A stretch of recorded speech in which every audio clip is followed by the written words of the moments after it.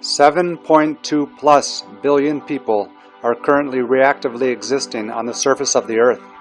The question remains, who is the smartest person alive? In 1727, the great French thinker Voltaire heard some of the learned men discussing the question, who was the greatest man? To which the names Caesar, Alexander the Great, Tamerlane, and Cromwell were tossed in the hat. One speaker maintained, however, that Newton, beyond doubt, was the greatest man. Voltaire agreed with this statement. He explained, "It is to those who master our minds by the force of truth that we owe our reverence, not to those who enslave them by violence." In 1915, a reporter asked Einstein, "How does it feel to be the smartest person in the world?" Einstein responded, "I don't know. You'll have to ask Nikola Tesla."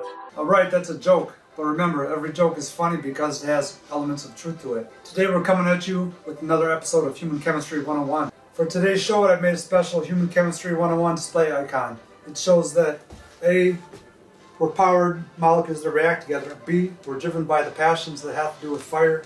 C, we're evolved types of chemicals. If you don't understand this, you're a straight dumbass. Read a book, you illiterate son of a bitch, step up your vocab. Alright, so the 5,000 forum comments I got from this video, plus the 500 thread postings I got from this encyclopedia, gave me a gauge with which to rank the top 25 smartest people alive 2014. Let's take a look. So here's this year's top 25. Just based on facial expressions alone, it would seem to be the case that American mathematician John Nash, noted for his 1950 chemical equilibrium-based economics theory, should be ranked first. If we all go for the blonde,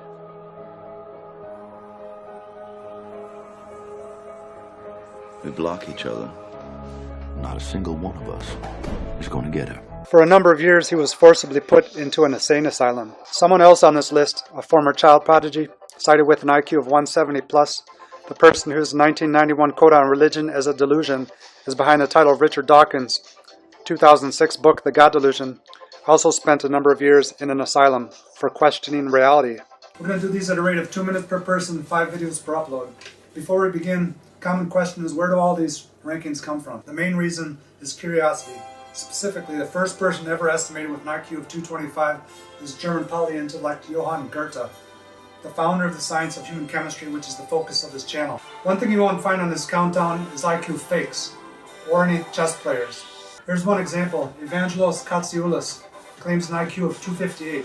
Let me show you what I mean. If you go to superscholar.org's 2014 30 Smartest People Alive ranking, you'll find that almost 1/3 of the list is comprised of either IQ fakers or chess players. Fake, fake. Fake, chess player, fake, fake, chess player. Fake. Failed prodigy, fake, etc. But you do find among their list some ripe thinkers. Edward Whitten, for example, is the most cited missing IQ 200 plus candidate. So how do you tell if someone is faking an IQ? Firstly, you go to what's called the Cox-Buzan Reality IQ Ruler for ceiling IQs, a listing which shows the mean IQs of the 23 geniuses common to the 1926 ranking of the top 300 geniuses by Catherine Cox, plus the 1994 rankings of the top 100 geniuses by Tony Buzan, according to which if you hear someone boasting that they have an IQ of 190 or above, it means that they think they are smarter than Newton, Leibniz, Da Vinci, or Goethe. The second method to check if someone is faking an IQ is to check their work. In the case of Katsioulis here, to go through one example, if you check into him, you find that his entire theory of existence is structured on the work of French physical chemist and priest Pierre Teilhard. Teilhard, if you don't know, is the guy behind the character Father Merrin of the film Exorcist.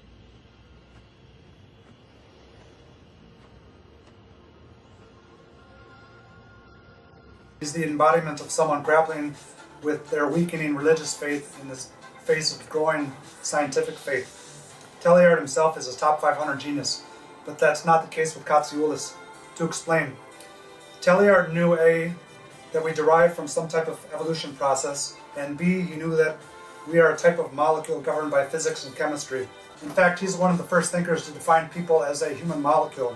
This is evidenced by the fact that I devote my Chapter 4 to his entire molecular theory of my 2008 book, The Human Molecule. The problem with Teilhard, however, is that to salvage Christianity posited that inside of atoms and molecules is a type of spirit or spirit matter, and that we're evolving as aware beings to some type of future omega point, which he conceived as being a godhead that we would arrive at in the future. That's all good for the 1930s, but if you're still crouching your mindset in Teilhard in the 2010s, there's something wrong with your thinking. Technically, we know for certain that there's no spirit or spirit matter inside of atoms and molecules, and that all there is fermions and bosons, according to particle physics. And that logic holds all the way up the evolution chain. To top it all off, this guy can't even speak English. Χώρες στις 6 ώρα το απόγευμα. Καταρχήν να πάρω και εγώ την ευκαιρία να ευχαριστήσω το Φόρουμ Πολιτών Κοζάνη, στην ομάδα εδώ πέρα. I probably know more Greek than this guy knows English. Yo Evangelos, Isovlakes, Parte Libos Avasmal. 3 standing general rules of thumb to being the smartest person alive are 1. They would have no need for the hypothesis of God, as Laplace put it to Napoleon 200 years ago. 8 of 25 have met this criterion. That is, there are 8 atheists on this year's list. 2, they would have a semblance of a notion of a Gibbs free energy partial differential equation formulation of their existence. 7 of 25 have met this criterion. 3, they would know they are not alive, as Francis Crick put it in 1966. 2 have met this criterion. To get the ball rolling, coming in at number 25 in this year's listing is American philosopher Alfred Rogers, one of the first thinkers to question the existence of life. Here's our guy, Alfred Rogers, American philosopher. In 2010, he launched his website, lifedoesnotexist.com. You can read his entire theory in the drop menu. To impress upon everybody the significance of this position, if, according to Rogers, life is something that does not exist, then in turn, death is something that does not exist. And likewise, afterlife is something that does not exist. Accordingly, Rogers' position undermines the entire structure of the Bible and in turn makes the entire theory of Christianity invalid. To give a little historical background on this problem, everyone knows that in 1943, Austrian physicist Erwin Schrödinger, in his What is Life lectures, stated that life is something that feeds on negative entropy. Most, however, don't know that 5 years earlier at Edinburgh University, English neurophysiologist Charles Sherrington, in his Man on His Nature lecture, stated in a very effrontery manner that A, chemistry and physics do not recognize the word life, B, the word life is a fictional anthropism, and C, life is something that disappears when chemistry and physics have entered the scene. Said another way, when you open any chemistry or physics textbook and look in the index, you will not find the word life. Why is that? Because chemistry and physics do not recognize it as a concept. It's kind of like ether. Physics used to recognize the concept of ether until Einstein disabused the concept from science. There is no essential difference between life and non-life. The perceived difference is complexity. Old Faithful has life-like movement, but is easier to understand than a paramecium, and the hydrogen atom is not alive. I myself didn't begin working on the problem until 2006, and it took me 3 years to solve. It was one of the most difficult problems I've ever come across. A second runner-up for the 25th spot to note is American science writer Ferris Jaber, who in his 2013 blog, Why Life Does Not Really Exist, discusses how he recently had an epiphany that forced him to re-examine what life really is, and that through study or pondering of the difference between his family cat and his brother's Canex set, that these are but different types of animate things, and therefore, accordingly, there really is no difference between people, cats, and plants, and other animate things such as Canex sets, computers, and stars, according to which life is a fiction of the mind and does not really exist. This is a difficult problem to note that goes back to the 17th century ruminations of René Descartes and his puzzlings about the difference between animatons and humans. The third runner-up for the 25th spot is American eco-hydraulic engineer Jeff Tutten, who in 2011, after coming across my Human Molecule book, conceived the idea that just as you can apply thermodynamics to gas phase or liquid phase chemical systems and to humans conceived as molecules in social systems, so too can you apply thermodynamics to fish in aquatic systems, fish conceived as animate molecules, and therein learned the conclusion that life is a fictional premise that doesn't apply to animate molecules. Here's a clip of him in Germany working on a fish tracking device.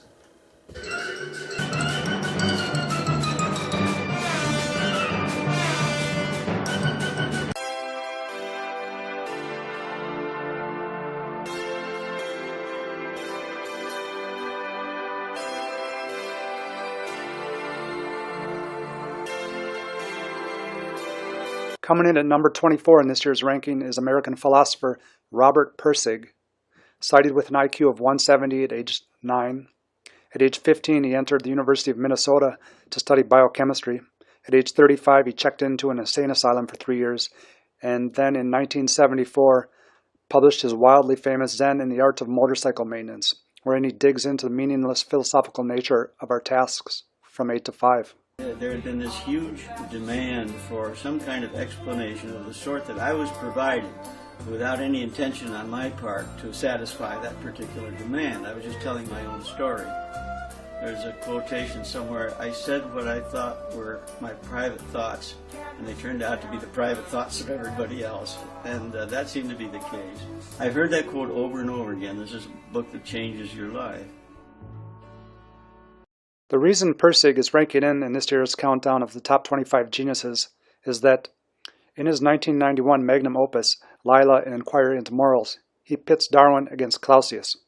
Whereas most people are spoon-fed Darwin and accept its taste willingly, Pirsig digs into the question of if indeed we come from atoms, at what point in the mechanism do atoms and molecules start struggling to survive?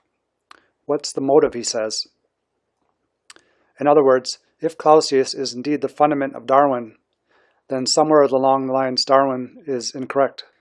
At number 23 we have Noam Elkies, a Smartest Man in the World nominee 2008 and 2013, an IQ 200 plus cited nominee. He holds the record for the youngest full Harvard tenured mathematics professor. His works notably are on still life pattern theory and cellular automaton rules and the mathematics of musical canons. He's described by Brian Greene as an off-the-scale genius because he can discuss pi while whistling and humming Brahms' Rhapsody in G. Thank you very much for this great introduction and, of course, for the invitation to speak at this wonderful location and event.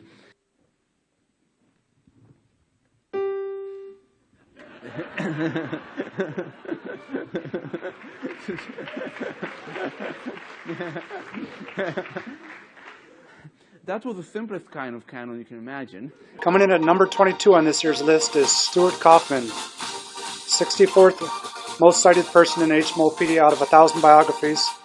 He has a Dawkins number of 7, he claims, although his 2008 Reinventing the Sacred seems to have some type of ontic opening slant to it.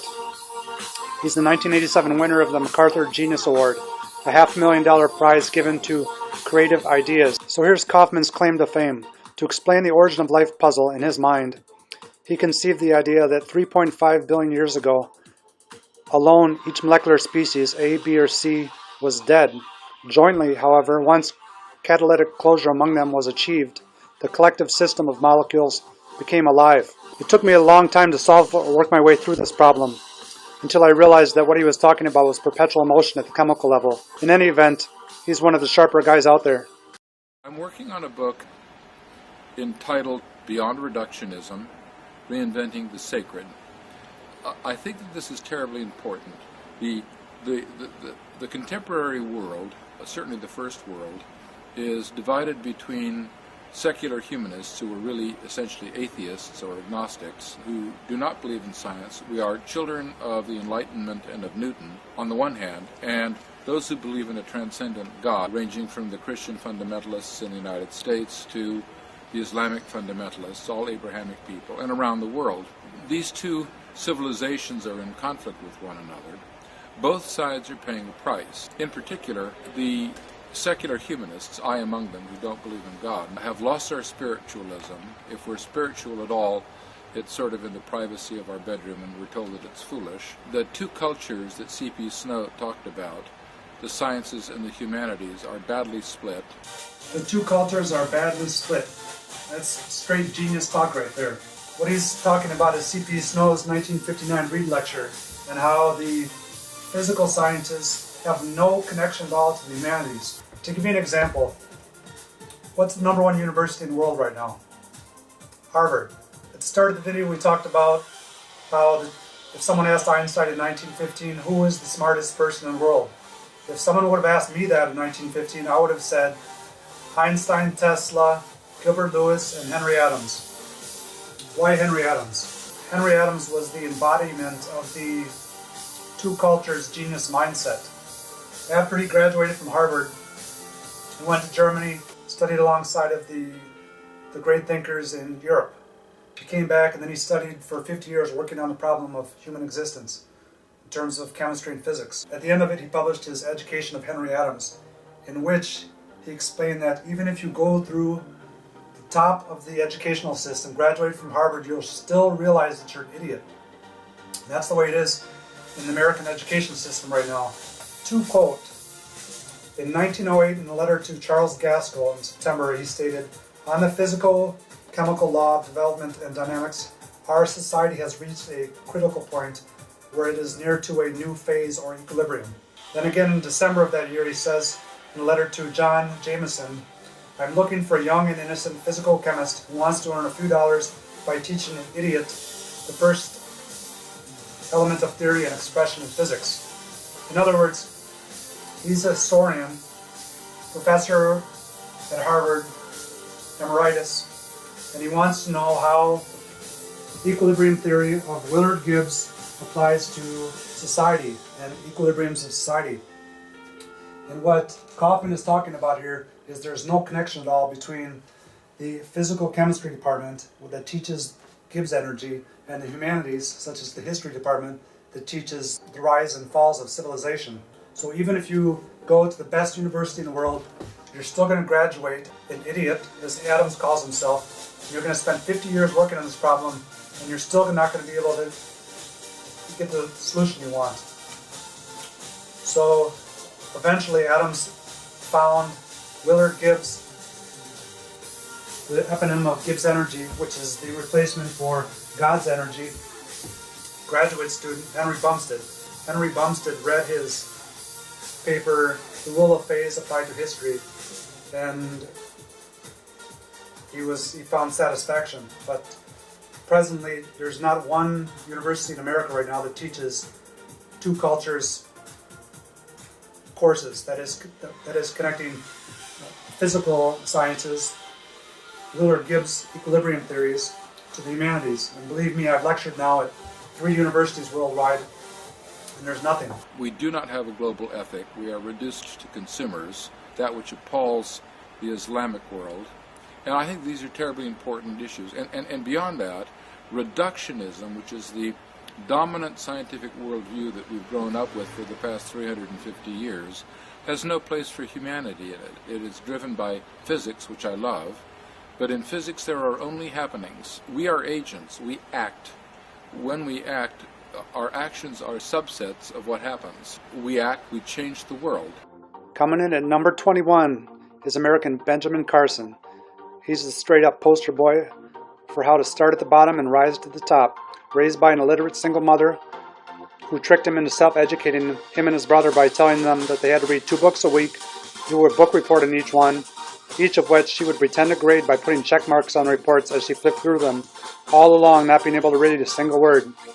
By age 33, he would become the head of pediatric neurosurgery at Johns Hopkins, and in 1987 he made medical history by becoming the first surgeon in the world to successfully separate Siamese twins conjoined at the back of the head. He gets a downgrade slightly for coming out in 2013 as a 6-day literal creationist, rejecting Darwin, praising spirituality, depraving moral decay of America, being a critic of same-sex marriage because it's reprehensible according to the Bible, and so on. But whatever the case, you gotta have respect for this guy. If you have an average brain, you're capable of almost anything because of the complexity of our brains. Billions and billions of neurons, hundreds of billions of interconnections. It can process more than 2 million bits of information in 1 second. It never forgets anything you've ever seen, anything you've ever heard. And, with something like that sitting up here, why would you ever utter the words, "I can't"?